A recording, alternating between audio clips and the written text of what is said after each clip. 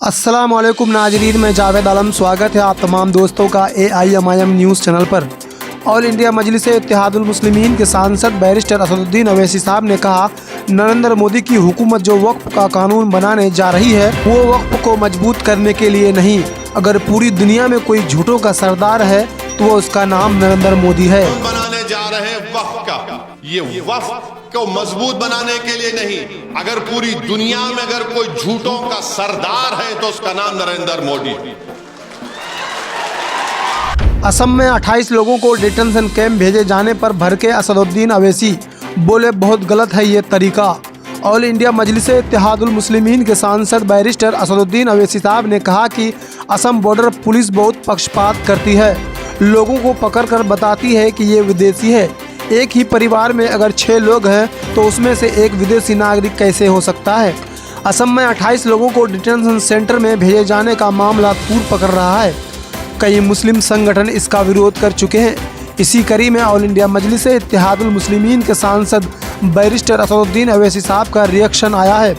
All India Majlis-e-Ittehadul मुस्लिमीन के सांसद barrister Asaduddin Owaisi साहब ने असम बॉर्डर पुलिस के एक्शन और राज्य के सिस्टम पर सवाल उठाया है। असदुद्दीन अवैसी साहब ने कहा कि जो हरकत हुई है इसकी पूरी जिम्मेदारी असम बॉर्डर पुलिस की है। ऑल इंडिया मजलिस-ए-इत्तेहादुल मुस्लिमीन के सांसद बैरिस्टर असदुद्दीन अवैसी साहब ने कहा कि असम बॉर्डर पुलिस बहुत पक्षपात करती है, लोगों को पकड़ कर बताती है कि ये विदेशी है।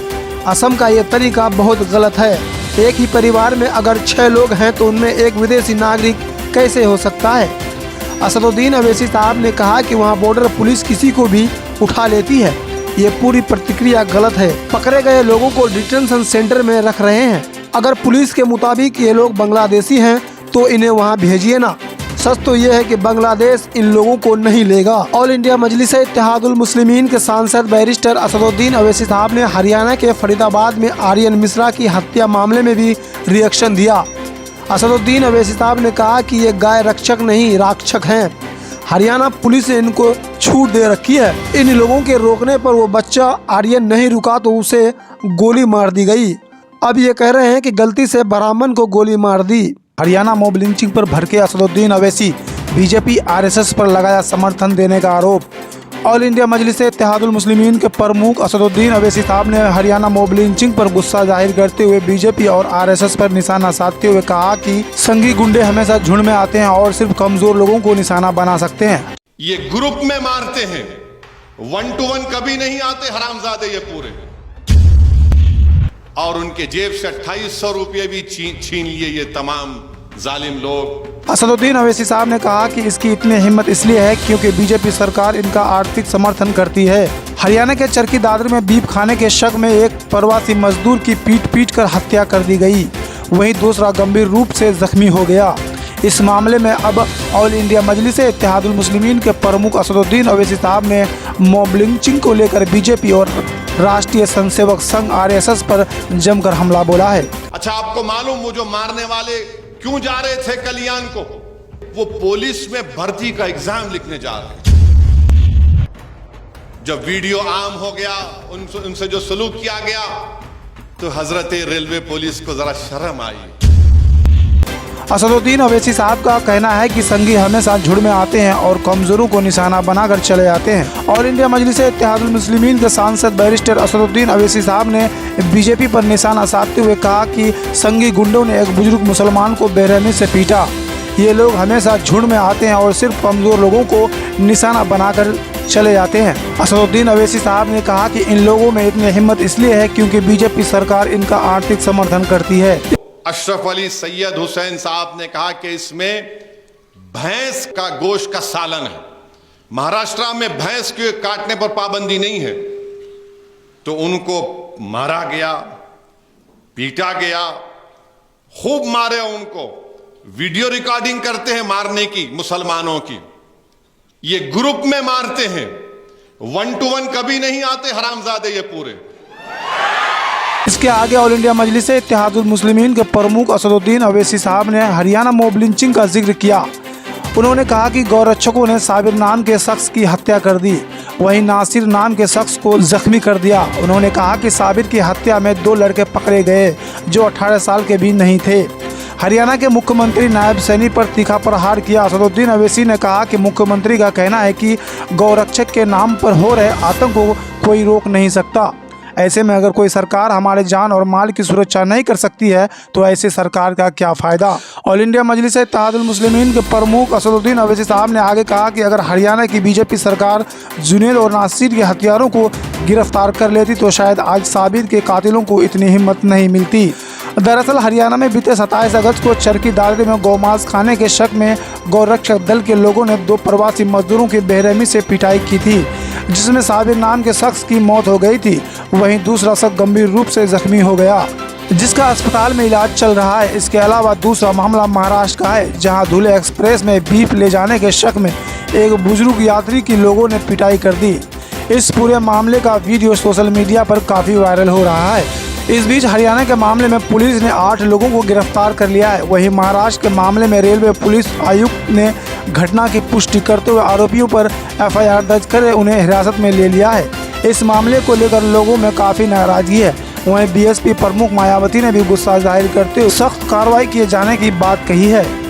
AIMIM लड़ेगी महाराष्ट्र विधानसभा चुनाव, किसके साथ होगा गठबंधन? अवैसी के नेता ने किया साफ रुख। महाराष्ट्र में आगामी विधानसभा चुनावों को लेकर AIMIM के पूर्व सांसद इम्तियाज जलील साहब ने प्रेस कॉन्फ्रेंस के दौरान कहा कि हम राज्य में मजबूती के साथ इलेक्शन लड़ेंगे। महाराष्ट्र में आगामी विधानसभा चुनावों को लेकर सियासी दलों की गतिविधियां तेज हो गई है। ऑल इंडिया मजलिस इत्तेहादुल मुस्लिमीन के नेताओं ने दावा किया कि महाराष्ट्र में इस बार चुनाव मजबूती के साथ लड़ेंगे। ऑल इंडिया मजलिस इत्तेहादुल मुस्लिमीन के प्रमुख बैरिस्टर असदुद्दीन अवैसी साहब ने एक प्रेस कॉन्फ्रेंस में कहा कि महाराष्ट्र की राजनीति में उनकी पार्टी बहुत बड़ा रोल प्ले करने वाली है। इस दौरान ऑल इंडिया मजलिस इत्तेहादुल मुस्लिमीन के पूर्व सांसद इम्तियाज जलील साहब ने विधानसभा चुनाव को लेकर कहा, आज के दिन हमने रिव्यू लिया है कि कहां पर हम स्ट्रॉन्ग हो सकते हैं। अभी नंबर तो नहीं बता सकूंगा, यकीनन हम कई जगहों पर इलेक्शन लड़ेंगे और मजबूती के साथ लड़ेंगे। महाराष्ट्र विधानसभा चुनाव में गठबंधन के सवाल पर उन्होंने कहा, आज के पोजीशन के अंदर हम तो अकेले हैं। अगर कहीं पर कोई अलायंस की बात होती है, कहीं से कुछ चर्चा होती है तो उसे पार्टी के प्रदेश अध्यक्ष के साथ चर्चा करके निर्णय लिया जाएगा, लेकिन अभी किसी के साथ बातचीत शुरू नहीं हुई है। ऑल इंडिया मजलिस इत्तेहादुल मुस्लिमीन AIMIM को भले ही आप अलग अलग नज़रिए से देखते हैं, लेकिन हमारे साथ आज अलग अलग जाति, धर्म और मजहब के लोग हैं, वो AIMIM के साथ जुड़ रहे हैं। यूपी में नई सोशल मीडिया पॉलिसी को लेकर बोले असदुद्दीन अवैसी साहब, कह दी ये बड़ी बात। ऑल इंडिया मजलिस इत्तेहादुल मुस्लिमीन के अध्यक्ष बैरिस्टर असदुद्दीन अवैसी साहब ने योगी सरकार पर निशाना साधा है। ऑल इंडिया मजलिस इत्तेहादुल मुस्लिमीन के सांसद बैरिस्टर असदुद्दीन अवैसी साहब ने कहा कि अपनी नाकामियों पर पर्दा डालने के लिए योगी सरकार ये नीति लेकर आई है। आपको बता दें कि उत्तर प्रदेश में राज्य सरकार ने नई सोशल मीडिया पॉलिसी को मंजूरी दी है। इसको लेकर ऑल इंडिया मजलिस इत्तेहादुल मुस्लिमीन के अध्यक्ष बैरिस्टर असदुद्दीन अवैसी साहब का बयान सामने आया है। असदुद्दीन अवैसी साहब ने यूपी सरकार को घेरते हुए कहा कि अपनी नाकामियों पर पर्दा डालने के लिए योगी सरकार ये नीति लेकर आई है। ऑल इंडिया मजलिस इत्तेहादुल मुस्लिमीन के सांसद बैरिस्टर असदुद्दीन अवैसी साहब ने सोशल मीडिया प्लेटफॉर्म X पर अपने ऑफिशियल हैंडल से पोस्ट किया है। अपने पोस्ट में ऑल इंडिया मजलिस इत्तेहादुल मुस्लिमीन के अध्यक्ष बैरिस्टर असदुद्दीन अवैसी साहब ने कहा, अपनी नाकामियों पर पर्दा डालने के लिए उत्तर प्रदेश के मुख्यमंत्री योगी आदित्यनाथ ने एक नई स्कीम चलाई है। इस स्कीम के तहत सोशल मीडिया पर बाबा की झूठी तारीफ करने से कोई 8 लाख रुपए तक कमा सकता है। ऑल इंडिया मजलिस इत्तेहादुल मुस्लिमीन के सांसद बैरिस्टर असदुद्दीन अवैसी साहब ने अपने पोस्ट में आगे कहा, अगर आपने बाबा या उनकी पार्टी का कानूनी विरोध भी किया तो आपको राष्ट्र विरोधी घोषित कर जेल भेजा जाएगा। आपके टैक्स के पैसों से अब IT सेल वालों का घर चलेगा। बता दें कि उत्तर प्रदेश की योगी सरकार ने सोशल मीडिया पॉलिसी लाई है। इसको लेकर सरकार की मंशा है कि अगर कोई आपत्तिजनक और राष्ट्र विरोधी पोस्ट करेगा तो उसके खिलाफ सख्त कार्रवाई होगी और आरोपी को दंडित किया जाएगा। यूपी सरकार की नई सोशल मीडिया पॉलिसी में राष्ट्र विरोधी कंटेंट डालने पर 3 साल से लेकर उम्र कैद तक की सजा हो सकती है। वहीं इस पॉलिसी के तहत सरकार की योजनाओं और उपलब्धियों का प्रचार करने वालों को 8 लाख रुपए तक का विज्ञापन भी दिया जाएगा, जिसे लेकर ऑल इंडिया मजलिस इत्तेहादुल मुस्लिमीन के सांसद बैरिस्टर असदुद्दीन अवैसी साहब ने सवाल खड़े किए हैं। उन्होंने कहा कि अपनी नाकामियों पर पर्दा डालने के लिए योगी सरकार ने नई स्कीम चलाई है। इस स्कीम के तहत सोशल मीडिया पर बाबा की झूठी तारीफ करने से कोई 8 लाख रुपए तक कमा सकते हैं।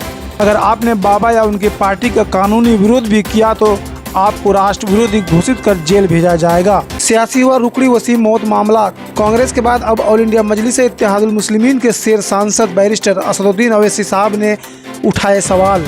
हरिद्वार के रुड़की का माधोपुर वसीम मौत प्रकरण इन दिनों चर्चाओं में है। अब यह मामला राजनीतिक हो गया है। ऑल इंडिया मजलिस इत्तेहादुल मुस्लिमीन के सांसद बैरिस्टर असदुद्दीन अवैसी साहब ने इस मामले को लेकर सवाल उठाए हैं। खबरों के अनुसार गौ तस्करी के नाम पर उत्तराखंड पुलिस ने मुस्लिम नौजवान वसीम को पीट कर तालाब में फेंक दिया और झूठी कहानी बना दी कि वसीम पुलिस को देखकर तालाब में कूद गया। वहीं ऑल इंडिया मजलिस इत्तेहादुल मुस्लिमीन के सांसद बैरिस्टर असदुद्दीन अवैसी साहब ने कहा कि तो फिर वसीम के मुंह और जिस्म पर चोट के निशान कैसे आए। ऑल इंडिया मजलिस इत्तेहादुल मुस्लिमीन के सांसद बैरिस्टर असदुद्दीन अवैसी साहब ने कहा कि मीडिया में इसका जिक्र भी नहीं है।